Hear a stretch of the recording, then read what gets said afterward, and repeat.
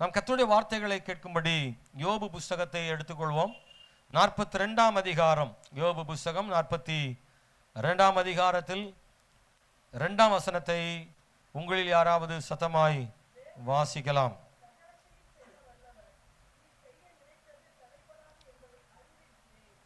தேவரீர் சகலத்தையும் செய்ய வல்லவர், நீர் செய்ய நினைத்தது தடைபடாது என்பதை அறிந்திருக்கிறேன்.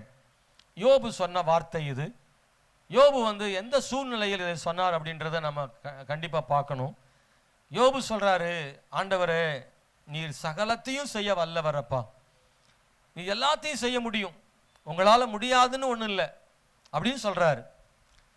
ஆனால் அவர் எப்பொழுது சொல்றார் அப்படின்னா, அவர் இருக்கிற சூழ்நிலை கண்ணீரின் பாதை, சொல்ல முடியாத அளவுக்கு அவர் பாதிக்கப்பட்ட இடத்துல இருந்து சொல்றாரு, தேவரீர் நீ சகலத்தையும் செய்ய வல்லவர், உங்களுக்கு வல்லமை இருக்கு, நீங்க எல்லாத்தையும் செய்ய முடியும்பான்னு.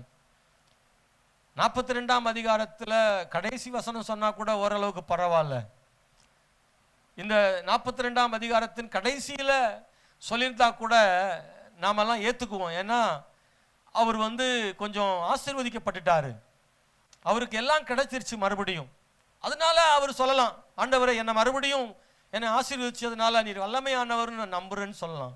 ஆனா இன்னும் கஷ்டத்துக்குள்ளே இருக்கும்போது கூட அவர் சொல்றாரு, தேவரீர் சகலத்தையும் செய்ய வல்லவர்னு, நீ செய்ய நினைத்தது ஒன்றும் தடைப்படாது என்பதையும் நான் அறிந்திருக்கிறேன்னு யோபு சொல்றார். அப்படின்னா அது நம்முடைய விசுவாசத்தினுடைய தேவையை காட்டுது. நமக்கு விசுவாசம் இன்னும் தேவைன்றதை அந்த வசனத்துல படிக்கிறோம். அன்பானவர்களே, யோபு வாழ்வில் அவன் ஒரு பெரிய செல்வ சீமானாக வாழ்ந்தவன். அவனை பற்றி பெரும்பாலானவர்களுக்கு இங்கே தெரியும். அவன் ஒரு குட்டி ராஜா போல, அவனுக்கு இருந்த ஆடு மாடுகள், ஒட்டகங்கள், கழுதைகள், கோவேரி கழுதைகள், இது எல்லாமே ஆயிரக்கணக்கான எண்ணிக்கைகளில் இருந்தது. ஆயிரக்கணக்கான ஆடு மாடுகளை, மிருக ஜீவன்களை பராமரிப்பதற்கு ஆயிரக்கணக்கான வேலைக்காரர்கள் அவனுக்கு இருந்தார்கள்.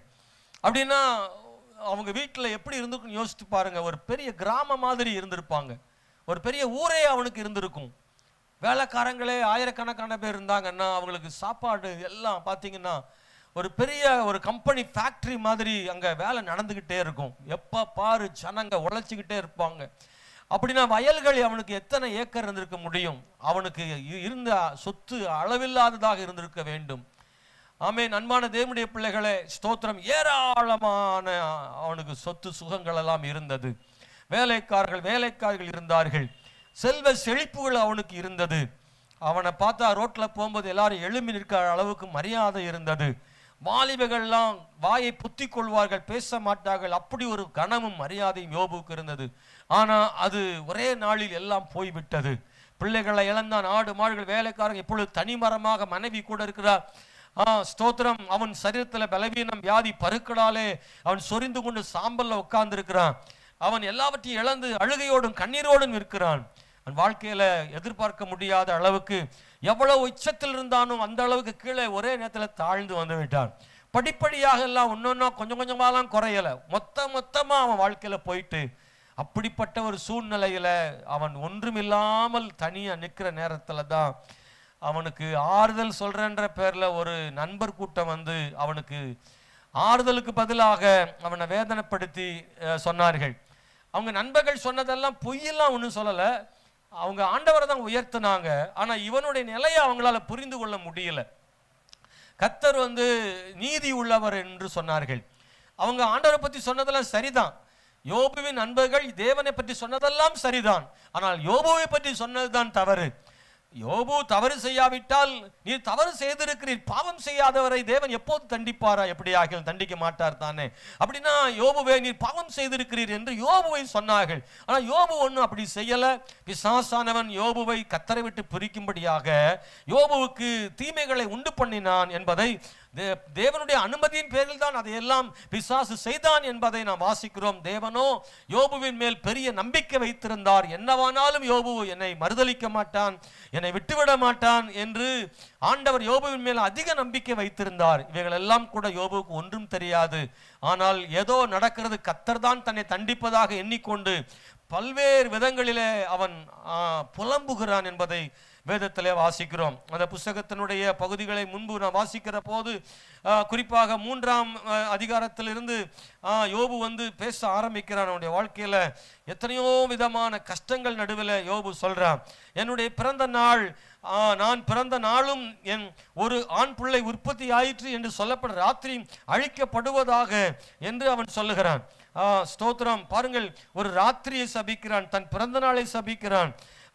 எத்தனையோ விதங்கள்ல நாளை சபிக்கிறவர்கள் இவ்விதான எழுப்பத்தக்கவர்களும் அதை சபிப்பார்களாக அப்படின்னு அந்த வார்த்தைகள்லாம் பார்த்தா அவன் ரொம்ப அதிகமாக புலம்புறதை பார்க்குறோம். நான் கற்பத்தில் தானே அழியாமலும் கற்பத்திலிருந்து புறப்படுகிற போதே சாகாமலும் போனதென்ன, நான் பிறக்கும் போதே செத்துருக்கலாமே, நான் இப்படி பிறந்து இவ்வளவு கஷ்டப்படணுமா அப்படின்னு யோபு தன்னுடைய மார்பில் அடித்து அழுது கொண்டு புலம்புகிறதை நாம் வாசிக்கிறோம். அன்பானவர்களே, இந்த நண்பர்கள் பேச, யோபு பேச, மாறி மாறி பேசிக்கிட்டே இருக்கிறாங்க.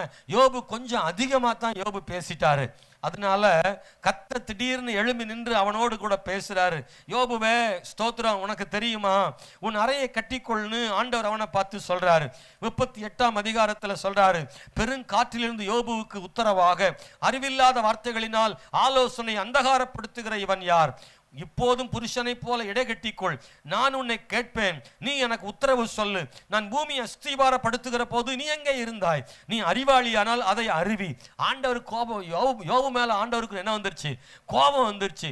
நீ ரொம்ப அறிவாளி மாதிரி பேசிக்கிட்டே இருக்கிற நீ அப்படின்னு நிறைய பேசுறான். நான் நீதிமானா இருக்கிறேன், நான் பாவம் செய்யல, யாருக்கும் துரோகம் பண்ணல, வேலைக்காரருடைய சம்பளத்தை நான் வைத்தது உண்டா, அந்நியர பசியினால் வருந்தினது உண்டா, என் வீட்டை தேடி வந்தவர்களுக்கு ஆகாரம் கொடுக்காமல் இருந்தது உண்டா, நான் விதவைகள் வீட்டை பட்சித்ததுண்டா? நிறைய கேள்வி யோபு கேட்கிறாரு. நான் யாருக்கும் துரோகம் பண்ணல, யாருக்கும் தீமை செய்யல, நான் என்னால முடிஞ்ச அளவுக்கு உதவி செய்திருக்கிறேன், அந்நியர்களுக்கு உதவி செய்திருக்கிறேன்னு அவரை பெருமையா பேசிக்கிட்டு இருந்ததெல்லாம் கர்த்தர் பார்த்துட்டு சொல்றாரு, நீ ரொம்ப பேசுற, நான் பூமியை உண்டாக்குன போது நீ உனக்கு தெரியுமா, நீ அங்க இருந்தியா, அதன் ஆதாரங்கள் எதன் மேல் போடப்பட்டது, அதன் கொடிக்கல்லை வைத்தவன் யார்? அப்பொழுது விடிய காலத்து நட்சத்திரங்களை ஏகமாய் பாடி தேவபுத்திரர் எல்லாரும் கம்பீரித்தார்களே, கற்பத்திலிருந்து உதிக்கிறது போல சமுத்திரம் புரண்டு வந்த போது அதை கதவுகளால் அடைத்தவர் யார்? ஆண்டவர் கேள்வி மேல கேள்வி கேட்டிருக்காரு. யோபு பார்த்து பார்த்து அப்படி பதறி போய் நிற்கிறான். ஆண்டவர் சொல்றாரு, உனக்கு தெரியுமா இந்த உலகம் எவ்வளவு பெருசு, அதை நான் உண்டாக்கி வச்சிருக்கிறேன்னு, சமுத்திரத்துக்கு கதவு வச்சு பூட்டி வச்சிருக்கேன்னு சொல்றாரு. இதுக்கு மேல வரக்கூடாதுன்னு கதவு வச்சிருக்கிறாராம். அப்படி எல்லாம் பூட்டினவர் யார்? நீ பாத்தியா? வச்சுதான் இம்மட்டுமா, மிஞ்சி வராதே, உன் அலைகளின் பெருமை இங்கே அடங்க கடவுதென்று நான் சொல்லுகிற போது நீ எங்கே இருந்தாய்? என்னமோ எல்லாம் தெரிஞ்ச மாதிரி பேசுற, நான் அன்னைக்கு இருக்கும்போது நீ அங்க இருந்தியா? நீ உன் ஆயுசு நாள் கம்மி, நான் எவ்வளவு பெரிய தேவனா இருக்கிற உனக்கு தெரியுமா அப்படின்னு ஆண்டவர் வளைச்சு பிடிக்கிறாரு. யோபுக்கு அப்பதான் புரியுது, கொஞ்சம் ஓவரா போயிட்டோமோ, ரொம்ப நிறைய பேசிட்டோமோன்னு அப்பதான் அவருக்கு ஞாபகமே வருது. அல்லேலூயா.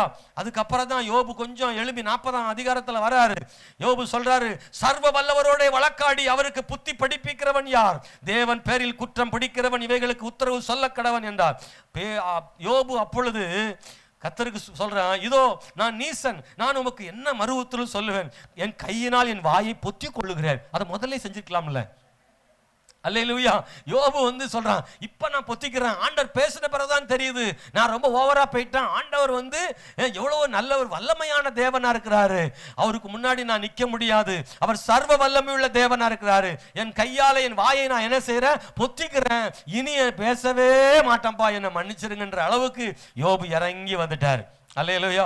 ஆண்டவர் விடல. அடுத்து ரெண்டாவது கட்டத்தை செகண்ட் கிளாஸ் ஆரம்பிக்கிறார். அடுத்த கிளாஸ் ஆரம்பிக்கிறது. அடுத்த பாடத்தை ஆண்டவர் ஆரம்பிச்சு, புருஷனை போல் அறை கட்டிக்கொள், நான் உனக்கு கேட்பேன், நீ எனக்கு உத்தரவு சொல்லு, நீ என் நியாயத்தை அவமாக்குவாயோ, நீ உன்னை நீதிமானாக கொள்ளும்படிக்கு என் மேல் குற்றம் சுமத்துவாயோ, தேவனுடைய புயத்தை போல உனக்கு புயமுண்டோ, அவரை போல இடிமுழக்கமாய் சத்தமிட கூடுமோ, இப்பொழுது நீ முக்கியத்தாலும் மகத்துவத்தாலும் உன்னை அலங்கரித்து மகிமையும் கனத்தையும் தரித்துக் கொண்டு நிறைய சொல்ற. என்னமோ நீ நீதிமானா இருக்கிற மாதிரியும் நான் ரொம்ப குற்றவாளி மாதிரியும் பேசுறிய அப்படின்னு யோபு பிடிச்சு ஆண்டவர் வளைச்சு பிடிக்கிறாரு. யோபு சொல்ற, அப்பா நான் அப்படியெல்லாம் சொல்லவே இல்லை, வாயை பொத்திக்கிறேன். யோபு மட்டும்தான் அப்படி பேசினார், நம்மளும் பேசியிருக்கோமா? ஹலோ, ஹல்லேலூயா. நமக்கு கொஞ்சம் அதிக பிரசங்க தானே அப்பப்ப என்ன செய்யும் வரும். யோபு வந்து ஒரு காலகட்டத்தில் தான் புரிஞ்சுக்கிட்டாரு அவர் சர்வ வல்லவர்னு. 42ஆம் அதிகாரத்துக்கு வரும்போது யோபு கர்த்தருக்கு பிரதியுத்தரமா சொல்றான், அப்பா நீங்க சர்வ வல்லவர்னு எனக்கு தெரியும், நான் அறிந்திருக்கிறேன், சகலத்தையும் செய்ய வல்லவர். இந்த யோபு புஸ்தகத்துல சர்வ வல்லவர்ன்ற வார்த்தை அதிகமா இருக்குங்க. 22ஆம் அதிகாரத்துல மட்டுமே நிறைய இடத்துல வருது. ஒட்டுமொத்தமா 35 இடத்துல ஆண்டவர் சர்வ வல்லவர்னு யோபுவின் சிநேகிதர்களும் யோபுவும் ஆண்டவரும் சொன்னதை பைபிள்ல படிக்கிறோம். அவர் சர்வ வல்லவர்னு சொல்லப்பட்டிருக்கிறது.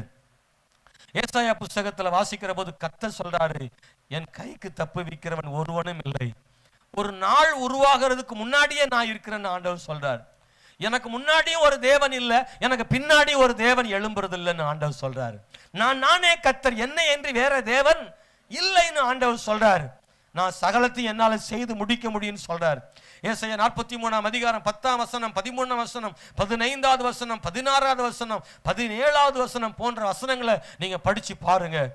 அந்த வசனங்கள் எல்லாம் ஆண்டவராகிய கர்த்தரே சொல்றாரு, நான் சர்வ வல்லமை உள்ள தேவனா இருக்கிறேன், நான் செய்கிறதை யாரும் தடுக்க முடியாது, நானே அவர் என்று நீங்கள் உணர்ந்து என்னை அறிந்து விசுவாசிக்கும்படிக்கு நீங்களும் நான் தெரிந்து கொண்ட என் தாசனும் எனக்கு சாட்சிகளா இருக்கிறீர்கள் என்று கர்த்தர் சொல்கிறார். எனக்கு முன் ஏற்பட்ட தேவன் இல்லை, எனக்கு பின் இருப்பதும் இல்லை. அவரே தேவன், அவர் ஒருவரே தேவனாக இருக்கிறார். ஹல்லேலூயா. அவ்வளவு பெரிய தேவனை நமக்கு ஆண்டவர் கொடுத்திருக்கிறார். அவர் வல்லமையானவர் அப்படின்றத விட அந்த வல்லமையானவர் என்னுடையவர்ன்றதுதான் சிறப்பு. Praise the Lord. சில சொல்லுவான் எம்எல்ஏ ரொம்ப, அவர் எம்எல்ஏங்க, அவர் பவர்ஃபுல். நீ யாரியான்னா அவருக்கு 3ஆம் வீட்டு சொந்தத்துல ரொம்ப தூரமா சொல்லுவான். அதுக்கே அவ்வளவு பெருமைப்படுவான். நம்ம ஆண்டவர் சர்வ வல்லமை உள்ளவர், யாரோ இல்ல, என் தகப்பனாக இருக்கிறாரு. ஆமென். ஹல்லேலூயா. அவர் எங்கேயோ சுத்தி வளைச்சு தூரத்து சொந்தம்லாம் கிடையாது. அவர் எனக்கு தகப்பனா இருக்கிறாரு. அவர் சர்வ வல்லமை உள்ளவரா இருக்கிறாரு. ஒரு பெரிய நபர் பெரிய ஆளா இருக்கலாம், ஆனா உனக்கு அவருக்கு தொடர்பே இல்லைன்னா அவர் பெரிய ஆளா இருந்து உனக்கு என்ன பிரயோஜனம்?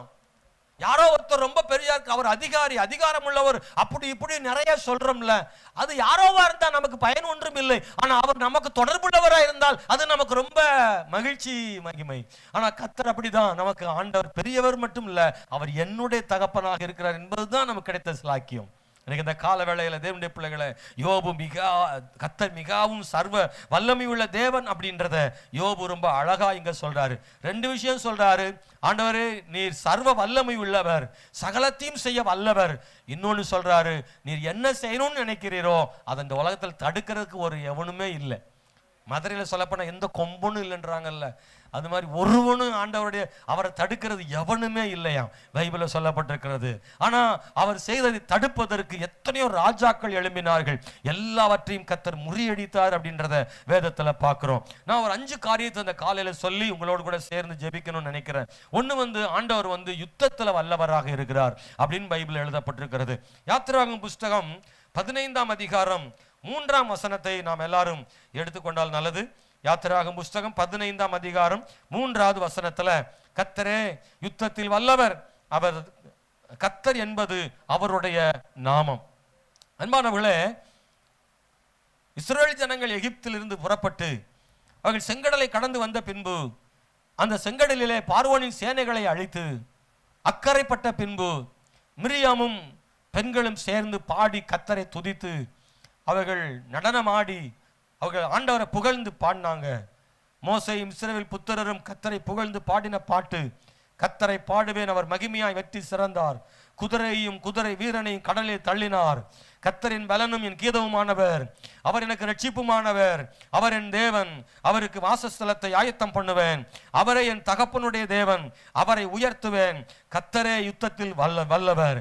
கர்த்தர் இல்ல, கர்த்தரே அப்படின்னா அவர் மட்டும்தான் அர்த்தம். கர்த்தரே யுத்தத்தில் வல்லவர். கர்த்தர் என்பது அவருடைய நாமம். பார்வோனின் ரதங்களையும் அவன் சேனைகளையும் சமுத்திரத்திலே தள்ளிவிட்டார். அவனுடைய பிரதான அதிபதிகள் சிவந்த சமுத்திரத்தில் அமிழ்ந்து போனார்கள். ஆழி அவர்களை மூடிக்கொண்டது, கல்லை போல ஆழங்களில் அமிழ்ந்து போனார்கள். ஆண்டவர் யுத்தத்தில் வல்லவர்னு இருக்கு. நல்ல கவனிங்க. பார்வோன் ஆண்டவருக்கு சமமா இருக்கணும்னு நினைக்கிறான், அல்லது பார்வோனின் தேவனை இஸ்ரவேலின் தேவனுக்கு சமமாக்க நினைக்கிறான். மோசேயும் ஆரோனும் போய் ஜனங்களை விடுவிக்கணும்னு பார்வோன் அரண்மனையில போய் சொன்ன உடனே அவன் கேட்ட முதல் கேள்வி, நீங்கள் சொல்லுகிற அவர் யார் அப்படின்னு கேட்டா. 3ஆம் அதிகாரத்தில் நீங்க படிச்சா தெரியும் அவர் யார். அப்படி ஒரு, நம்ம ஊர்ல சொல்லுவாங்க தென்னாவட்டா பேசுறான்னு சொல்லுவோம்ல. பார்வோன் எப்படி பேசினாரு? ஏங்க சொல்லுங்க, எப்படி பேசினாரு? தெனாவட்டா அது என்ன எனக்கு மீனிங் தெரில. அதுக்கு என்ன அர்த்தம்? திமுறா பேசுறது இல்லை. கலாசிஸ்ட் கரெக்டாக அடிக்கிறாங்க. திமுறா பேசுறது, தெனாவட்டா பேசுறது. ஸ்தோத்திரம். ஆனால் நிறைய பேர் தமிழ்நாட்டில் நிறைய பாஸ்டர் மாதிரி வெளியூர் பாஸ்டர்லாம் சொல்கிறாங்க, உங்கள் ஊர் பாஷையெல்லாம் புதுசாக இருக்கு ஐயா, சில இதுக்கு அர்த்தமே தெரிய மாட்டேக்கு அப்படின்னு சொல்லுவாங்க சில நேரத்தில். நம்ம தான் தமிழில் வந்து நிறைய எக்ஸ்ட்ரா மொழியெலாம் மதுரையில் தான் இருக்குது. தமிழ் சங்கம் இங்கே இருக்குல்ல, அதனால தான் தமிழுக்கே புது புது வார்த்தையெல்லாம் கண்டுபிடிச்ச மதுரைக்காரங்க தான். அல்லேலூயா, ஸ்தோத்திரம்.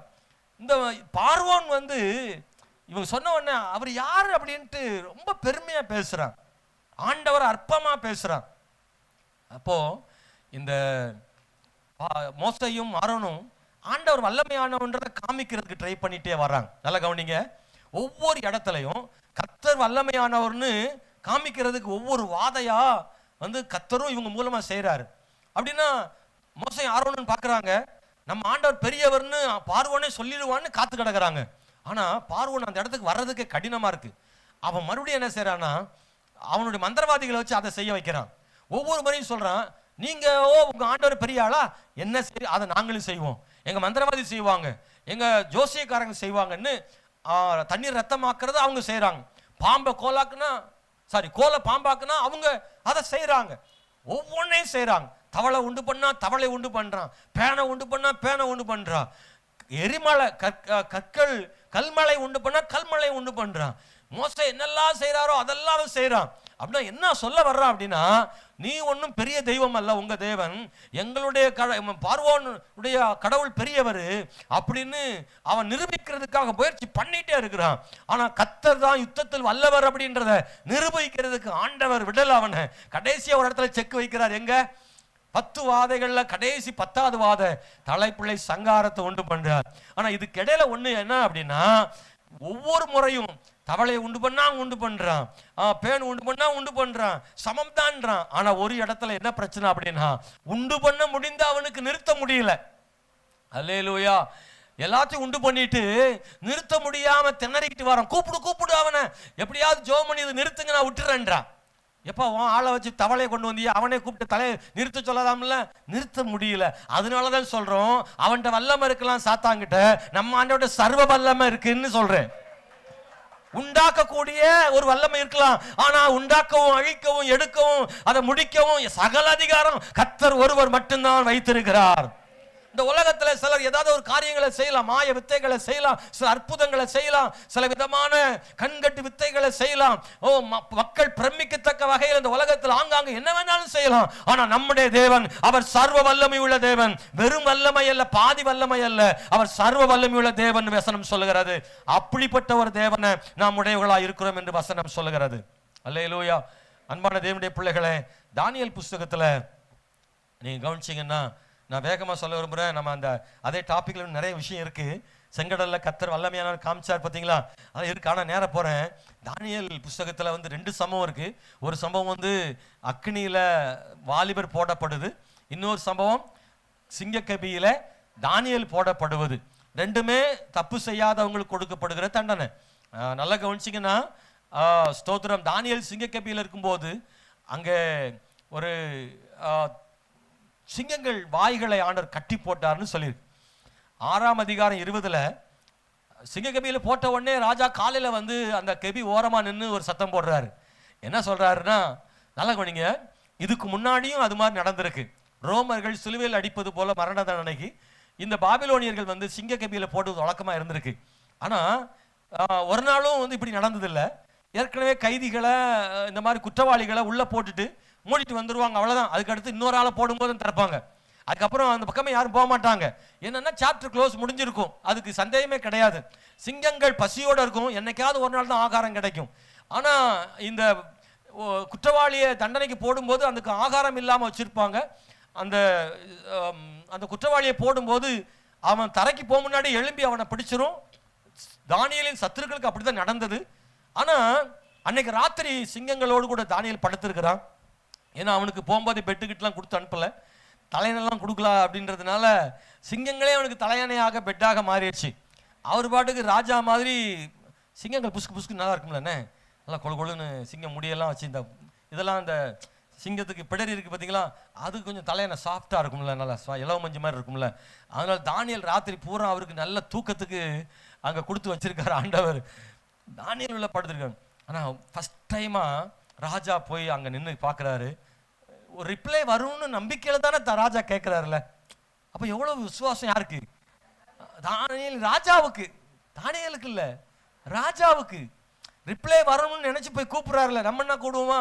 அவர் கூப்பிடுறாரு. அவருக்கே அந்நிய ராஜாவுக்கு நம்பிக்கை இருக்கு. ஏன்னா இந்த பையன் சாவ மாட்டாயா, இவன் கொல்ல முடியாது, இவன் பயங்கரமான ஆள், இவன் ஜெபம் பண்றது சாதாரணம் கிடையாது, இவன் கூட ஆண்டவர் இருக்காரு, இவன் சாவ மாட்டான் அப்படின்னு ஆண்டவர் நினைச்சு, ராஜா நினைச்சு போய் கூப்பிடுறாரு. உள்ள இருந்து ஒரு சவுண்டு வருது. கொஞ்ச நேரம் கழிச்சு ராஜா கூட நிக்கிறவங்க எல்லாம் நினைச்சிருப்பாங்க, இந்த மனுஷனுக்கு பைத்தியம் பிடிச்சு போச்சு, செத்தவன்கிட்ட போய் அவனா பேசுவானா, காலையில சிங்க கபியில போட்டுட்டு அவன் இருப்பானா, அவங்ககிட்ட போய் பேசிக்கிட்டு இருக்காருன்னு மற்றவங்க நினைச்சிருப்பாங்க, உண்மையா நினைச்சிருப்பாங்க. இதுக்கு தேவையில்லாத ராஜாவுக்குன்னு அவனுடைய பாதுகாவலர்கள்லாம் வந்திருப்பாங்க. ஆனா உள்ள இருந்து ஒரு சவுண்டு வருது. ஹல்லேலூயா. ஃபர்ஸ்ட் சவுண்டு ராஜாவேன்னு கூப்பிடுறாங்க இருந்து. ஆமே, நான் ஆராதிக்கிறேன் தேவன் என்னை தப்புவிக்க வல்லவரா இருந்தாருன்னு உள்ள இருந்து சொல்றான். உண்மையில ஆடி போனாங்க. ஆடி தேவன் வல்லவரா இருந்தார். அவர் வல்லவர்ன்றத பாபிலோன்ல காமிச்சார். சாத்ராக் மேஷாக் ஆபேத்நேகோ சொல்றாங்க, எங்கள் தேவன் எங்களை தப்புவிக்க வல்லவராக இருக்கிறார்னு சொன்னாங்க. அந்த ரெண்டு இடத்துலையும் ஆண்டவர் வல்லவராக இருந்தார்னு வேதத்துல வாசிக்கிறோம்.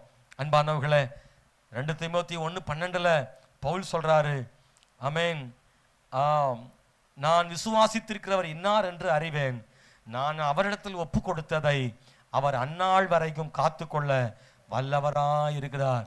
அவர் காத்துக்கொள்ள வல்லவர்னு சொல்லப்பட்டிருக்கிறது. நான் முதல்ல சொன்ன யுத்தத்துல காக்க வல்லவர், ரெண்டாவது சொல்ற ரட்சிக்க வல்லவர். அல்லேலூயா. அவர் யாரையும் ரட்சிக்க முடியும்.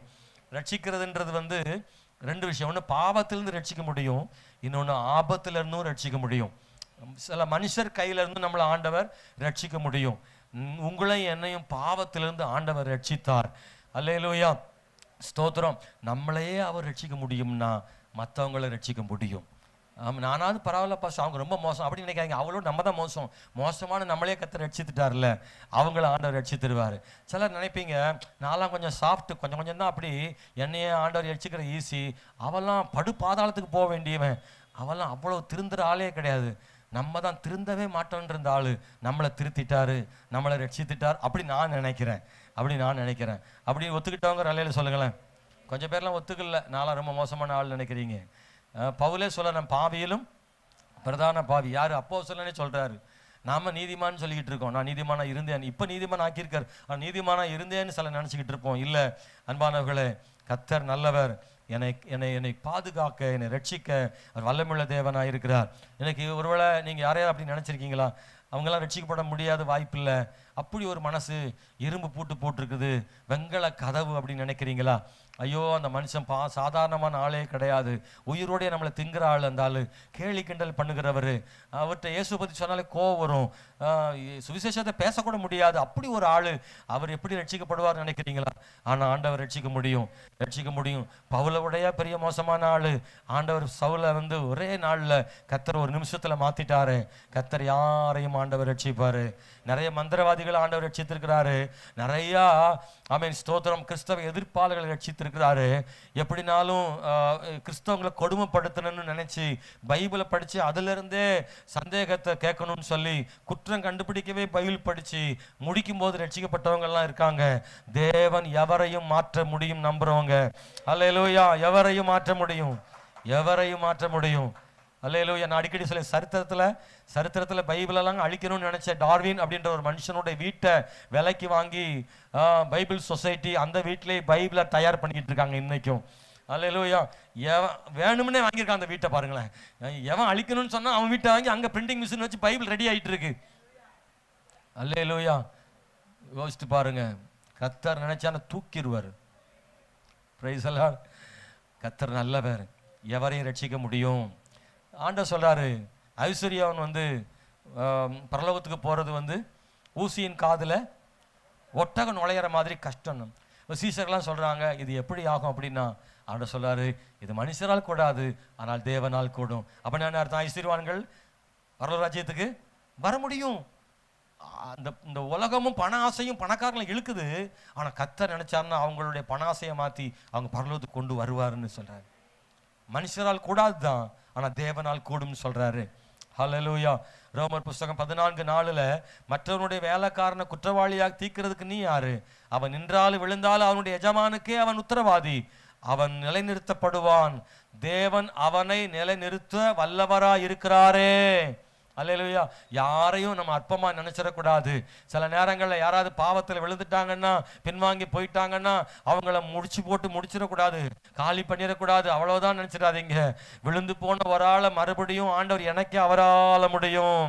ஹல்லேலூயா. திரும்பவும் தூக்கி நிறுத்த முடியும், கர்த்தர் ரட்சிக்க முடியும். ஆத்துமாவை நரகத்துல இருந்து காக்க வல்லவர் இருக்கிறார் ஒருத்தர். ஆமென், ஸ்தோத்திரம். ஆத்மாவை நரகத்தில் அழிக்கவும் வல்லவர், ஆத்மாவை நரகத்துல காக்கவும் வல்லவர்னு ஒரு வசனம் இருக்குல்ல, மத்தேயு 10:28 இருக்கு. ஆத்மாவை கொல்ல வல்லவர்களாயிராமல் சரீரத்தை மாத்திரம் கொல்லுகிறவர்களுக்கு நீங்கள் பயப்பட வேண்டாம், ஆத்மாவையும் சரீரத்தையும் நரகத்திலே அழிக்க வல்லவருக்கே பயப்படுங்கள் அப்படின்னு இயேசு சொல்றார். என்ன சொல்ல வரனா, நீங்க யாருக்கும் பயப்படாதீங்க. இந்த உலகம் உங்களை பயமுறுத்தும், சுவிசேஷத்தை அறிவிக்க தடை பண்ணும், உங்களை விசுவாசத்தை விலக பண்ணும், உங்களை சிறையில் அடைக்கலாம், கொடுமைப்படுத்தலாம், கைது செய்யலாம், அடிக்கலாம், உங்களை துன்பப்படுத்தலாம், உங்களுக்கு வேதனைகளை உண்டாக்கலாம். ஆனால் நீங்கள் ஒருபோதும் பயப்படாதீங்க. யாருக்கு பயப்படாதீங்க? உங்கள் சரீரத்தை கொல்றவங்களுக்கு பயப்படாதீங்க. காரணம் என்னன்னா, அவங்க ஆத்மா ஒரு நாள் தொட முடியாது. உங்கள் சரீரத்தை தான் தொட முடியும் ஒழிய உங்கள் ஆத்மாவை தொட முடியாது. ஆனால் சரீரத்தையும் ஆத்மாவையும் கண்ட்ரோல் பண்ணுகிற ஒருத்தர் இருக்காரு, அவருக்கு பயப்படுங்க. உங்க சரீரத்தை மாத்திரம் தொந்தரவு பண்றவங்களுக்காக பயப்படாதீங்க. அவங்க ஒன்று தான், பார்ட் டைம் தான் முடியும், அவர் ஃபுல் டைம். அவர் எல்லாத்தையும் வல்ல முடிய தேவனா இருக்கிறாரு. 1-2 செய்யறவனுக்கு பயப்படாத, எல்லாத்தையும் செய்ய வல்லவருக்கு பயப்படுங்கன்னு சொல்றாரு. மத்தேயு சுவிசேஷம் 3:9 சொல்றாரு, ஆபிரகாம் எங்களுக்கு தகப்பன் என்று உங்களுக்கு சொல்லிக்கொள்ள நினையாதிருங்கள், தேவன் இந்த கல்லுகளினாலே ஆபிரகாமுக்கு பிள்ளைகளை உண்டு பண்ண வல்லவராக இருக்கிறார். என்ன வல்லவர்னா, கல்லுகள்னால பிள்ளைகளை அவரால் உண்டு பண்ண முடியுமா?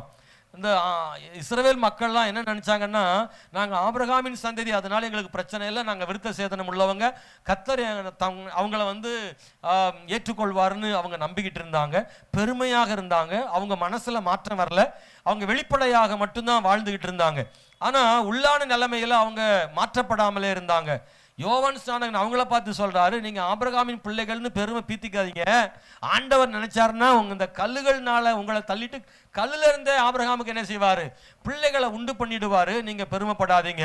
மண்ணில இருந்து ஆதாம உருவாக்க முடியும்னா, கல்லுல இருந்து அப்பத்தை கொண்டு வர முடியும்னா, ஆண்டவரால கல்லுகள்ல இருந்து ஆபிரகாமுக்கு பிள்ளைகளை உண்டு பண்ணுவாரு.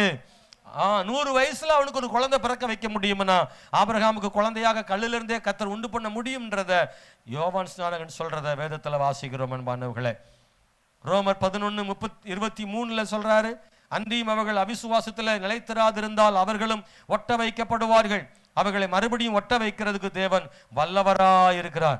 ஆண்டவர் வல்லவர் எதுல அப்படின்னா, ஒட்ட வைக்கிறதுல வல்லவரா. எதுல ஒட்ட வைக்கிறது அப்படின்னா, ஸ்தோத்திரம் அன்பானவர்களே, கர்த்தருடைய செடியிலிருந்து, கர்த்தருடைய மரத்திலிருந்து வெட்டப்பட்டு போனவங்க இருக்கிறாங்க இல்லையா, அவன் ஸ்தோத்திரம். இந்த யூதர்கள் நினைச்சிருக்காங்க இல்லையா, வெட்டப்பட்டு போனாங்க அப்படின்னு. ஆண்டவர் நினைச்சாருன்னா அவங்களை மறுபடியும் என்ன செய்ய முடியும்? பவுல் அப்போஸ்தலர் ஒட்ட வைக்க முடியும், அவரால் முடியுன்றாரு. வெட்டி போடப்பட்டது இனி அவ்வளவுதான், இனி சேராதுன்னு நினைக்காதீங்க.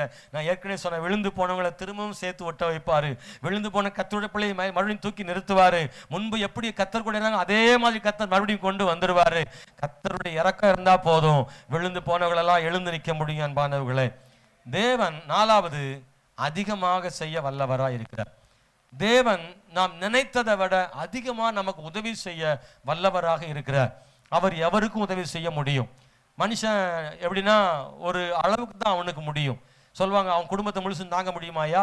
பணம் ஏறுறவனை எவ்வளவு கடைசி மட்டும் தாங்க முடியுமாங்க? எங்கள் ஊரில் அந்த மாதிரி சொல்லுவாங்க. பணம் ஏறுகிறவனை கீழே இருந்து ஒரு குறிப்பிட்ட அளவுக்கு என்ன செய்வாங்க, எப்படி தாங்கி பிடிப்பாங்க. அதுக்கு மேலே அவன் தான் என்ன செய்யணும்? எழுமணும். காலமெல்லாம் கடைசியெல்லாம் அவன் குடும்பத்தை நாங்கள் பார்க்க முடியுமான்னு மனுஷன் சொல்லுவாங்க, முடியாது. ஆனால் கர்த்தர் காலமெல்லாம் காப்பாருன்னு நான் நம்புகிறோம். ஹல்லேலூயா. அவர் அதிகம் செய்ய வல்லவர், முழு குடும்பத்தையும் காக்க வல்லவர்.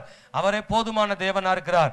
எபேசியர் புஸ்தகம் 3:20 வாசிக்கிறோம், நாம் வேண்டிக் கொள்கிறதற்கும் நினைக்கிறதற்கும் மிகவும் அதிகமாய் நமக்குள்ளே கிரியை செய்கிற வல்லமையின்படியே நமக்கு செய்ய வல்லவராகி அவருக்கு மகிமை உண்டாவதாகன்னு அடுத்த வசனத்தில் முடியுது.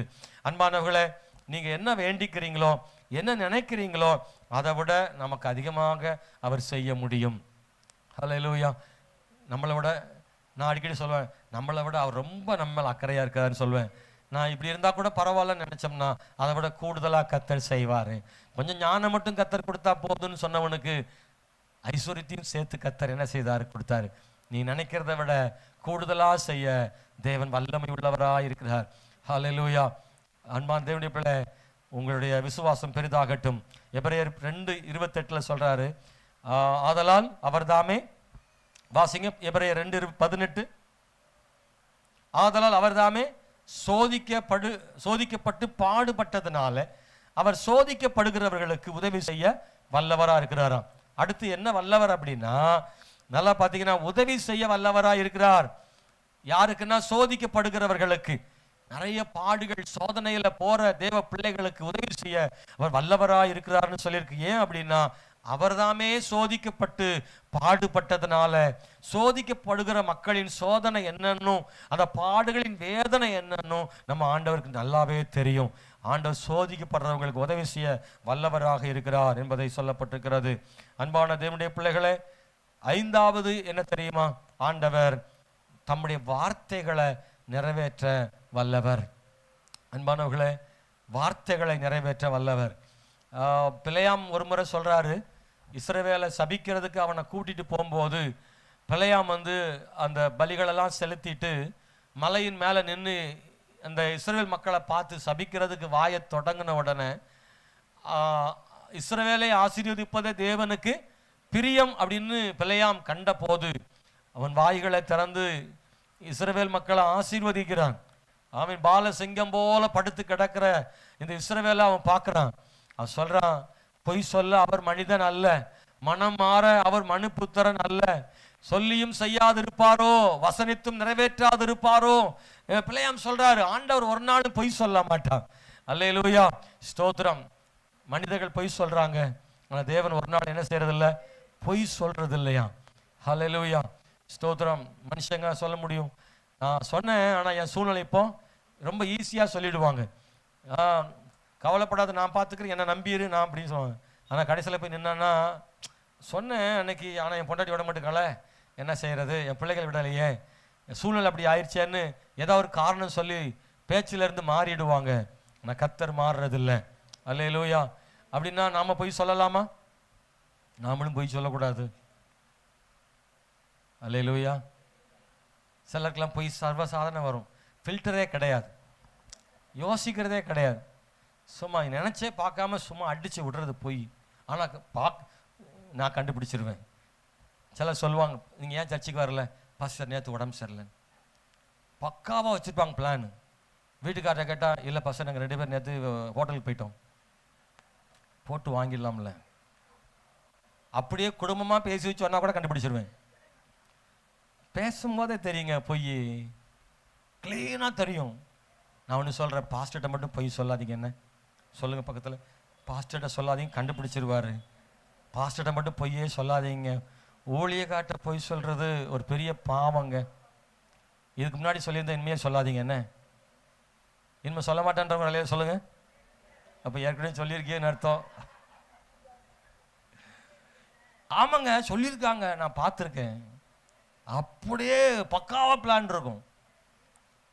ஏன் வரலன்றதை உண்மையை மட்டும் சொல்லுங்கங்க, பொய் சொல்லாதீங்க. ஏன்னா ஒரு பொய்யை சொன்ன பிறகு அந்த பொய்யை மெயின்டைன் பண்ணுறதுக்கு நீங்கள் ரொம்ப கவனமாக இருக்கணும். அந்த பொய்யை மறந்துடுவீங்கன்னா அடுத்து மாட்டிக்குவீங்க. அப்போ அந்த பொய்யை ஞாபகத்திலே வச்சுட்டு இருக்கணும். ஐயோ ஊருக்கு போனேன்னு சொன்னமே, அடுத்த முறை சொல்லும்போது ஒரு எத்தனையோ மாதத்துக்கு அந்த பொய்யவே நம்ம காப்பாற்றி வைக்கணும். ஏன்னா எங்கேயாவது அடுத்து இன்னொரு முறை கேட்கும்போது மாற்றிடுவோம். ஆமாம், அன்னைக்கு என்ன சொன்னோம், அன்னைக்கு ஊருக்கு போனோன்னு சொன்னோம், இன்னைக்கு நாங்கள் வேற ஒரு பக்கம் சடங்குக்கு போனோம், அல்லது உடம்பு சரியில்லைன்னு. அப்போ அன்னைக்கு நீங்கள் ஊருக்கு போனதா சொன்னீங்களே, இன்னைக்கு ஏதோ வேற மாதிரி சோமுலன்றீங்களான்னு. இல்லைப்பா, ஊருக்கும் தான் சோமுலையும் தான்.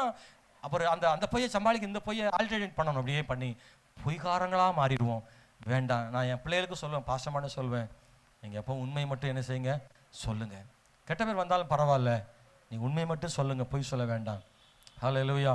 விசுவாசிகள் கேட்டால் இப்படி சொல்லுங்கள், சொந்தக்காரன் கேட்டால் இப்படி சொல்லுங்கள், என்ன என்ன நடந்துச்சோ அதை மட்டும் சொல்லுங்க, பொய் மட்டும் சொல்ல வேண்டாம்னு எப்பவும் அடிக்கடி சொல்வேன். பொய் சொல்ல வேண்டியதில்லை. ஆனால் எங்கேயாவது ஒரு இடத்துல தவறுனா கர்த்தர் ஒருபோதும் தவறுறதில்லை. அவர் சொல்லியும் செய்யாதிருப்பாரோ அவர் மனம் மாற மனுபுத்திரன் அல்ல. ரோமர் புஸ்தகம் 4ஆம் அதிகாரத்தில் ஒரு வசனம் இருக்கு. 21வது வசனம் பார்த்தீங்கன்னா, தேவன் வாக்குத்தத்தம் பண்ணினதை நிறைவேற்ற வல்லவராய் இருக்கிறார் என்று முழு நிச்சயமாக நம்பி தேவனை மகிமைப்படுத்தி விசுவாசத்தில் வல்லவனானானா. ஆண்டவர் வல்லவராய் இருக்கிறார் அப்படின்னு விசுவாசத்தில் வல்லவனா இருக்கான. அவர் வல்லவனா, இவனும் வல்லவனா. அல்லேலூயா. விசுவாசத்தில் வல்லவனுக்கு வாக்கு பண்ணினதை செய்கிறதுல அவர் வல்லவரா இருக்கிறாராம். அப்ப அவர் நமக்கு சொன்ன வாக்குத்தத்தத்துல வல்லவரா இருக்கணும்னா, செய்யறதுல வல்லவரா இருக்கணும். நாம எப்படி இருக்கணும்? விசுவாசத்துல வல்லவரா இருக்கணும். இந்த ஆபிரகாமுடைய விசுவாசத்தை ஆண்டவர் ஏன் இவ்வளவு தூரம் தூக்கி பேசுறாரு? பல நேரம் நம்ம நினைப்போம், இந்த ஆபிரகாம் தான் மனைவி சகோதரின்னு சொன்னவர் இல்லையா, இவர் பெரிய எப்படி விசுவாசத்தின் தகப்பனாக முடியும்? இவர் 2வது பொண்டாட்டி கட்டியிருக்காரு. ஸ்தோத்திரம், அல்லேலூயா. இப்பெல்லாம் 2வது பொண்டாட்டி சகஜமா கொண்டு வராங்க. மனைவியை தள்ளிட்டு வேற பொண்டாட்டி வச்சுக்கலாமா அப்படின்னு புதுசா கிளம்பி வருது. ஆனா ஆபிரகாம் அந்த காலத்திலே 2வது கட்டினது நமக்கு ஒரு மாதிரி கஷ்டமா இருந்தாலும் அவனை விசுவாசத்தின் தகப்பன்னு சொல்றதுக்கு என்ன காரணம் அப்படின்னா, ஆண்டவர் மேல அவனுக்கு விசுவாசம் அபரிவிதமா இருந்திருக்கு. ஆபிரகாம் நல்ல கவனிங்க, வாக்குத்தத்தம் பண்ணினது நிறைவேற்ற வல்லவரா இருக்கிறார் என்று முழு நிச்சயமா நம்பினானா. எப்படி நம்பினான் அப்படின்னா, அதுக்கு இன்னொரு வசனத்துல இருக்கு. எபிரேயர் 11:18, ஈசாக்கினிடத்தில் உன் சந்ததி விளங்கும் என்று அவனோட சொல்லப்பட்டிருந்ததே. இப்படிப்பட்ட வாக்குத்தத்தங்களை பெற்றவன் மரித்தோரிலிருந்து எழுப்ப தேவன் வல்லவராய் இருக்கிறார் என்று எண்ணி, அடுத்து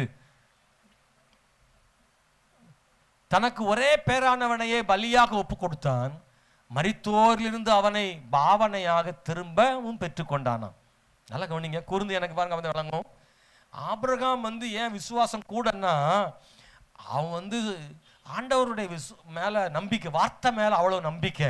இந்த ஈசாக்கு தான் உனக்கு சுதந்திரவாளி, இவன் தான் உனக்கு சந்ததின்னு சொல்லிட்டார். வேற யாரும் கிடையாது, ஈசாக்கு தான். இஸ்மவேல் கூட கிடையாது. ஈசாக்கு மூலமா தான் உனக்கு சந்ததி வருன்ட்டாரு. ஆனா அந்த ஈசாக்கு கல்யாணம் முடிக்க முன்னாடியே, இல்ல பேரப்பிள்ளை கூட வரல, ஈசாக்கு வாலிபனா இருக்கும் போதே அவனை பலிபீடத்தின் மேல வைக்க சொல்றார்.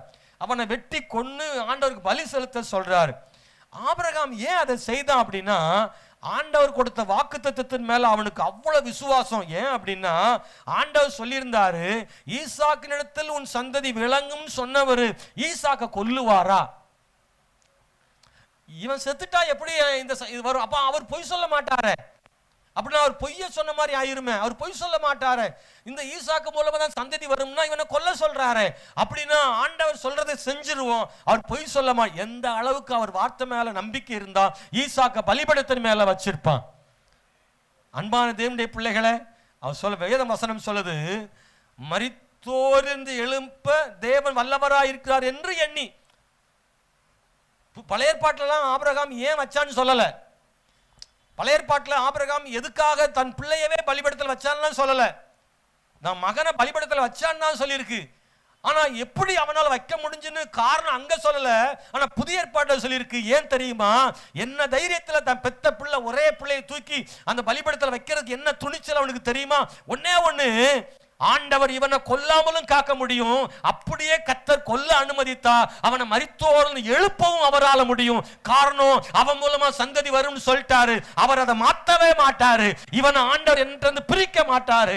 ஈசாக்கு எனக்குரியவன், ஆண்டவர் இவனை எப்படினாலும் மறுபடியும் கொண்டு வருவார்னு நம்பிக்கை இருந்துச்சு ஆண்டவர் வார்த்தை மேல. அதனாலதான் ஆபிரகாம் தன் பிள்ளைய பலிபீடத்தின் மேல் வச்சான்னு இங்கே பவுல் ரொம்ப அழகா எழுதுறாரு. அன்பான கர்த்தருடைய பிள்ளைகளே, தேவன் பொய் சொல்ல மாட்டாரு, சொன்னதை செய்யாம விட மாட்டாரு. தன் வாக்குத்தத்தங்களை நிறைவேற்ற வல்லமை உள்ளவரா இருக்கிறாரு. அன்பானவர்களே, உங்களுக்கும் எனக்கும் தேவன் வாக்குத்தத்தம் கொடுத்திருந்தாருன்னா அந்த வாக்குத்தத்தத்தை நிறைய பேர் மறந்து போயிடுறோம். வாக்குத்தத்தத்தை அற்பமா நினைச்சிடாதீங்க.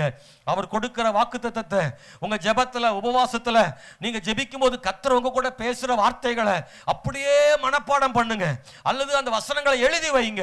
அதை வச்சு ஜெபம் பண்ணுங்க. ஆண்டவரே, நீ சொன்ன வார்த்தை எனக்கு தந்த வார்த்தை, நீர் அதை நிறைவேற்ற வேண்டும் என்று கர்த்தர்ட்ட மன்றாடி ஜெபியுங்கள். தேவன் சொன்னதை ஒரு நாள் பொய்யல்ல, அதை நிறைவேற்றி முடிப்பாரு. ஹல்லேலூயா. காய்ந்து போன குச்சியை துளிர்க்க வைக்க முடியும்னா, உலர்ந்து போன எலும்புகளை மறுபடியும் உயிர்ப்பிக்க முடியும்னா, விழுந்து போன உங்களை கர்த்தர் மறுபடியும் தூக்கி நிறுத்த முடியும். ஹல்லேலூயா. உங்களை ஆண்டவர் உயர்த்த முடியும், உங்கள் சூழ்நிலைகளை மாற்ற முடியும். சொல்றேன், கர்த்தர் யாவையும் செய்ய அவர் சர்வ வல்லமை உள்ளவர். சேர்ந்து சொல்லுங்க, அவர் சர்வ வல்லமை உள்ளவர். உங்க தொழிலை ஆசீர்வதிக்க முடியும், உங்களை உயர்த்த முடியும் தேவ பிள்ளைய. ஹல்லேலூயா. அவர் செய்ய நினைத்தது தடைப்படாதுன்னு சொல்றாரு. யாரெல்லாமோ செய்ய நினைத்து தடை பண்றதுக்கு முயற்சி பண்ணாங்க. யோசேப்பின் சொப்பனத்தை தடை பண்றதுக்கு எத்தனையோ பேர் எழும்புனாங்க. ஆனா யோசேப்பின் சொப்பனம் தடைப்படல. அது ஒரு நாள் நடந்தது, ஒரு நாள் நடந்தது. ஸ்தோத்திரம். யோசேப்பு, ஆமென், ஸ்தோத்திரம். சொப்பனத்தை யோசேப்பு கூட மறந்திருக்கலாம். ஆனா கர்த்தர் கொடுத்த சொப்பனத்தை கர்த்தர் ஒருபோது மறக்கிறதே இல்லை. ஒரு நாள் திரும்பி நிமிர்ந்து பார்க்கிறான். அவனை சுற்றி நின்று வணங்கி கொண்டு கூட்டம் இருக்குல்ல, அந்த கூட்டத்தை சின்ன வயசுல பார்த்தது இன்னைக்கு ஆண்டவர் நடக்க செய்தார். ஓ, உன் சகோதரனே உன்னுடைய வாழ்க்கையில தடையாக இருக்கலாம். பார்வோனுடைய போர்த்திபாருடைய மனைவி தடையா இருக்கலாம். இன்னும் எத்தனையோ பேர் தடையா இருக்கலாம். ஆனா கர்த்தர் கொடுத்த தீர்க்க தரிசனத்தை, கர்த்தர் கொடுத்த வாக்குத்தத்தத்தை நிறைவேற்றி முடிக்கிறவர். தாவீது ராஜாவாக கூடாதுன்னு சவுல் அவனை வேட்டையாட நினைச்சான், அவனை காட்டுல கொல்ல நினைச்சான். ஆண்டவரோ காத்திருந்தார். அதே பொசிஷன்ல கர்த்தர் தாவீதை ராஜாவாக மாற்றினார். அவ்வளவுதாமேனா? இயேசு உயிரோடு எழுவதை தடுப்பதற்கு எத்தனை கூட்டம் எழும்பினது. அவருடைய கல்லறைகள் பெரிய கல்லால் பூட்டப்பட்டு இரும்பு சங்கிலிகளை வைத்து ஒரு பெரிய பூட்டு சீல் வைக்கப்பட்டு முத்திரை பண்ணப்பட்டிருந்தது. ரோம் அரசாங்கத்தின் முத்திரையை உடைக்க எவனுக்கு தைரியம் வரும்? ஆனால் தேவனாகி கர்த்தரோ கல்லறையின் கதவுகளை உடைத்தார், சங்கிலிகள் உடைந்தது. அவர் நினைத்ததை தடுப்பவன் யார்? அவர் செய்வதை யாராலும் தடுக்க முடியாது. உங்க வாழ்க்கையில கர்த்தர் செய்கிற அற்புதத்தை எந்த சொந்தக்காரன் தடுக்க முடியாது, எந்த மனுஷனாலும் தடுக்க முடியாது, எந்த அதிகாரியும் தடுக்க முடியாது. கர்த்தர் உனக்கு செய்ய வல்லமை உள்ளவர், உன்னை ஆசீர்வதிக்க வல்லமை உள்ளவர். விசுவாசிக்கிறவங்க மட்டும் எழுமி நின்று ஜெபம் பண்ண போறோம். இன்னைக்கு இந்த கால வேளையில விசுவாசிக்கிறவங்க எழுமி நில்லுங்க. கர்த்தர் செய்வதை தடுப்பவன் யார்? ஓ ஹல்லேலூயா. ஆண்டவர் பெரிய தேவனாக இருக்கிறார் அல்லவா? தேவரீர் சகலத்தையும் செய்ய வல்லவர், எல்லாம் செய்ய வல்லவர். ஆண்டவரே, கர்த்தர் உங்களை இன்னைக்கு வரைக்கும் வச்சிருக்காருன்னா ஏதோ ஒரு திட்டத்தோடு வச்சிருக்கிறார். மகளே, உனக்கு ஜீவன் சுகம் பலன் தந்து இந்த கால வேளையில உங்களை கர்த்தர் இந்த இடத்துல கொண்டு வந்திருக்கிறார் அப்படின்னா உங்க மேல வச்ச தேவ திட்டத்தை யாரும் நிறுத்த முடியாது, தடை பண்ண முடியாது. உனக்கு ஆசீர்வாதம் இல்ல நினைக்காத. நீ எத்தனையோ பேருக்கு ஆசீர்வாதத்தை கொடுக்க வேண்டிய மகள், எத்தனை பேரை உயர்த்த வேண்டிய மகள், எத்தனை பேர் கண்ணீர் தொடக்க வேண்டிய மகள். இன்னும் உனக்கு நிறைய வேலை இருக்கு மகளே. இன்னும் உன்னுடைய ஆயுசு நாள் முடியல, இன்னும் உன்னுடைய வாழ்க்கை முடியல. இன்னும் உன்னை கொண்டு தேவன் செய்ய போகிற காரியம் இருக்கு. உன் பலவீனத்தை பற்றி கவலைப்படாதீங்க, உன் சூழ்நிலையை பற்றி கவலைப்படாதீங்க, உன் பொருளாதார நெருக்கடியை பற்றி கவலைப்படாதீங்க, உன் வேலையில் உள்ள நிரந்தரமற்ற தன்மை பற்றி கவலைப்படாதீங்க. ஓ, வாழ்க்கையில தேவன் பெரிய காரியங்கள் செய்ய முடியும். ரெண்டு கைகளை தட்டி எல்லாரும் கர்த்தரை ஸ்தோத்திரம் பண்ணி ஆவியில் நிரம்பி அந்நிய பாஷைகள்ல நல்ல ஜெபம் பண்ணுங்க. அந்நிய பாஷைகளை ஜெபம் பண்ணுங்க. ரிகமன தரம ஷபலதரபலபா விமனம நதரமோ நியக்கனதரபா. நல்ல அந்நிய பாஷைகளை தேவன் எல்லாரும் ஆவியில் நிரம்பி, நல்ல ஆவியில் நிரம்பி ரிபரதரம. கட்டுகள் உடையட்டும். இந்த கால வேளையில கட்டுகள் உடையட்டும் மகளே. நீ ஆராதிக்கும் போது கட்டுகள் உடையும் ஐயா. உன் சத்துருக்கள் சிதறி போவார்கள். சதி திட்டங்கள் எல்லாம் உடைஞ்சு போகும். உனக்கு விரோதமாக எழும்பியிருக்கிற சத்துருக்கள் எல்லாம் சிதறி போவார்கள். ஆயுதங்கள் எல்லாம் வாய்க்காமல் போகும். கர்த்தர் பெரிய காரியம் செய்வார். நீ எந்த அளவுக்கு வல்லமையாக ஜெபிக்கிறாயோ, நீ எந்த அளவுக்கு விசுவாசமா இருக்கிறாயோ, நீ எந்த அளவுக்கு விசுவாசிக்கிறாயோ வார்த்தையை, நீ எந்த அளவுக்கு உற்சாகமா தேவனை ஆராதிக்கிறாயோ அந்த அளவுக்கு தேவன் உனக்காய் பெரிய காரியம் செய்வார்.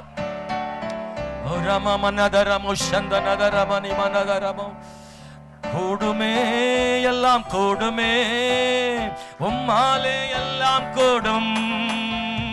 கூடாதது ஒன்றுமில்ல, உம்மால் கூடாதது ஒன்றுமில்ல. கூடுமே எல்லாம் கூடுமே, உம்மாலே எல்லாம் கூடும். நம்புற ஆண்டவரே, நம்புற ஆண்டவரே. ஒன்றுமில்ல, உம்மால் கூடாதது ஒன்றுமில்ல. இன்னொரு முறை சொல்லுங்க பார்க்கலாம். கூடுமே எல்லாம், ஆமென், உம்மாலே எல்லாம் கூடும். கூடாதது ஒன்றுமில்ல, உம்மால் கூடாதது ஒன்றும் இல்லை.